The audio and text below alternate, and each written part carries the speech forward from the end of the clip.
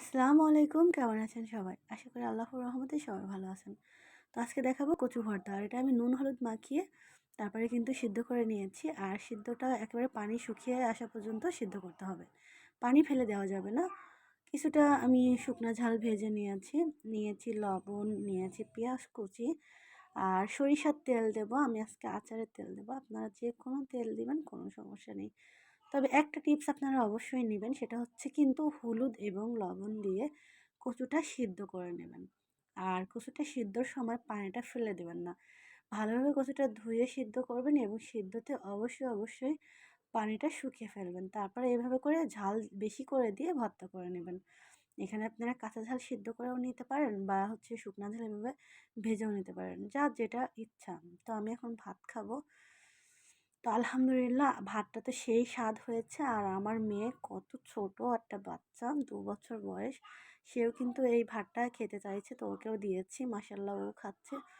তো সেরকম মানে কি দারুণ যে স্বাদ, সেটা আমি আসলে বললে হবে না। আপনারা ট্রাই করবেন ইনশাআল্লাহ। আপনারাই বুঝতে পারবেন যে কত দারুণ মজা লাগে এই কচু ভর্তা। তো যারা কচু ভর্তা পছন্দ করেন তারা আমার এই ভিডিওটা দেখে করতে পারেন ইনশাআল্লাহ। খুবই সহজ আর খুবই ইজি। যে কেউ যখন তখন ঝটপট কিন্তু কচু ভর্তা করতে পারবে। তো আমি দুপুরে খাবার খেতে আসলাম আর আমি আজকে দুপুরবেলায় কচু ভর্তা করেছি।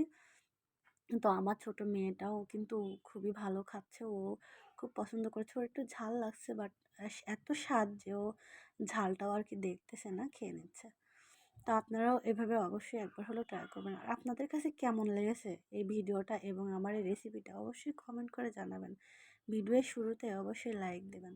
আর যারা আমাকে ভালোবাসেন তারা প্লিজ আমাকে সাপোর্ট করবেন। কারণ আপনারা সাপোর্ট করলে আমার এগিয়ে যাওয়া সম্ভব। আপনারা যদি পাশে না থাকেন, সাপোর্ট না করেন, তাহলে এগিয়ে যাওয়া একদমই সম্ভব না। তো দারুণ মজার হয়েছে আর আমার কিন্তু সেই ভালো লেগেছে। তো আপনারা অবশ্যই ট্রাই করবেন ইনশাআল্লাহ।